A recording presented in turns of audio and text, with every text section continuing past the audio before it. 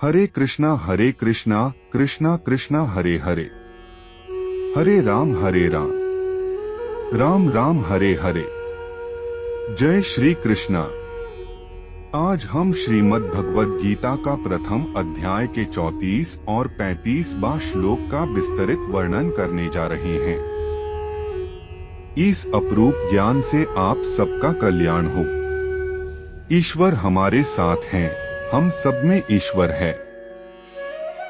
ओम सर्वे भवन्तु सुखिनः, सर्वे सन्तु निरामया, सर्वे भद्राणि पश्यन्तु, मां कश्चित् दुख भाग भवेत्।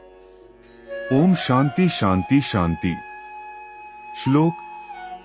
आचार्याः पितरे पुत्रास्तथैवाः च पितामहः, मातुलाः श्वशुराः पौत्राः शालाः सम्बन्धी नस्तथा।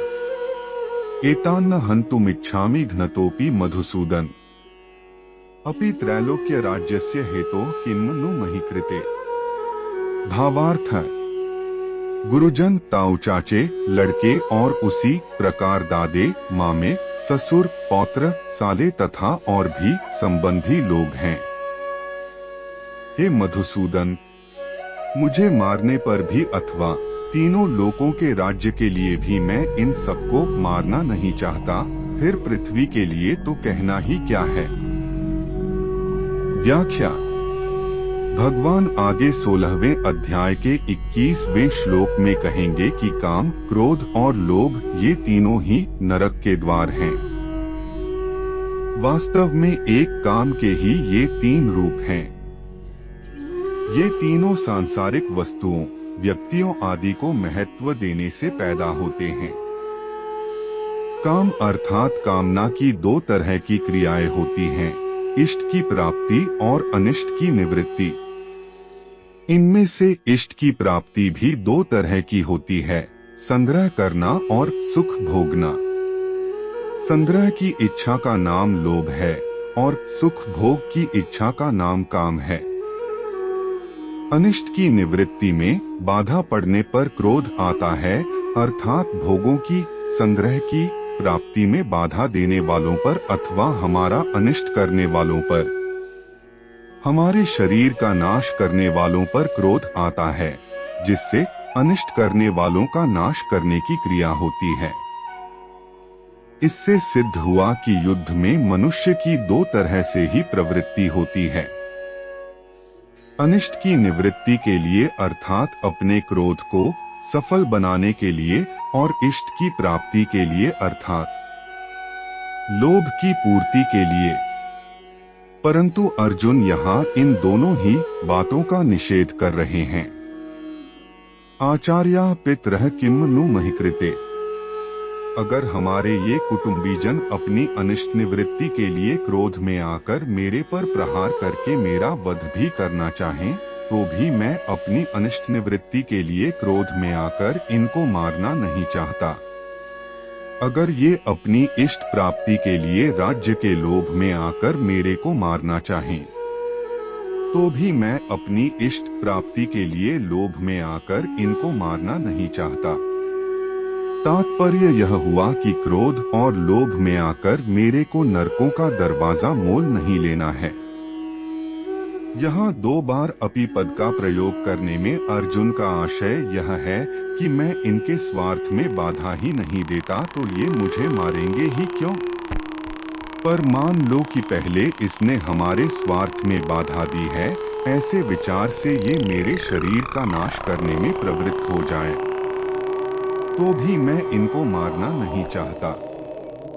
दूसरी बात, इनको मारने से मुझे त्रिलोकी का राज्य मिल जाए, यह तो संभावना ही नहीं है। पर मान लो कि इनको मारने से मुझे त्रिलोकी का राज्य मिलता हो, तो भी मैं इनको मारना नहीं चाहता।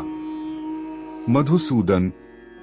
संबोधन का तात्पर्य है कि आप तो दैत्यों को मारने वाले हैं, पर ये द्रोण आदि आचार्य और भीष्म आदि पितामह दैत्य थोड़े ही हैं, जिससे मैं इनको मारने की इच्छा करूं।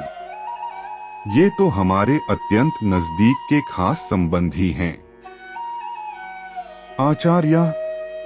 इन कुटुंबियों में जिन द्रोणाचार्य आदि से हमारा विद्या का, हित का संबंध है, ऐसे पूज्य आचार्यों की मेरे को सेवा करनी चाहिए कि उनके साथ लड़ाई करनी चाहिए।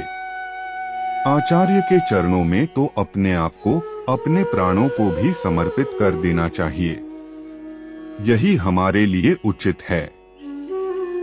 पितरः, शरीर के संबंध को लेकर जो पिता लोग हैं, उनका ही तो रूप यह हमारा शरीर है।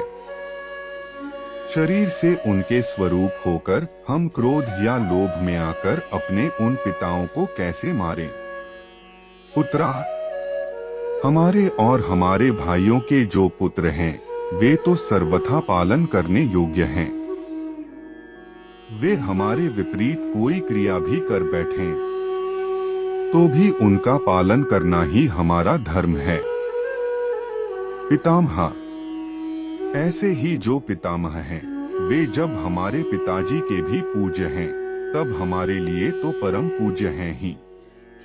वे हमारी ताड़ना कर सकते हैं, हमें मार भी सकते हैं, पर हमारी तो ऐसी ही चेष्टा होनी चाहिए जिससे उनको किसी तरह का दुख न हो, कष्ट न हो, प्रत्युत उनको सुख हो, आराम हो, उनकी सेवा हो। मातुला, हमारे जो मामा लोग हैं, वे हमारा पालन पोषण करने वाली माताओं के ही भाई हैं, अतः वे माताओं के समान ही पूज्य होने चाहिए। श्वशुरा, ये जो हमारे ससुर हैं, ये मेरी और मेरे भाइयों की पत्नियों के पूज्य पिताजी हैं, अतः ये हमारे लिए भी पिता के ही तुल्य हैं।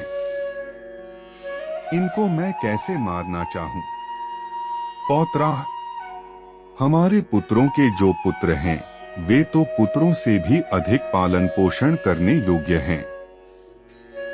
शाला, हमारे जो साले हैं, वे भी हम लोगों की पत्नियों के प्यारे भैया हैं, उनको भी कैसे मारा जाए? संबंधिन, ये जितने संबंधी दिख रहे हैं और इनके अतिरिक्त जितने भी संबंधी हैं, उनका पालन पोषण सेवा करनी चाहिए कि उनको मारना चाहिए? इनको मारने से अगर हमें त्रिलोकी का राज्य भी मिल जाए तो भी क्या इनको मारना उचित है? इनको मारना तो सर्वथा अनुचित है।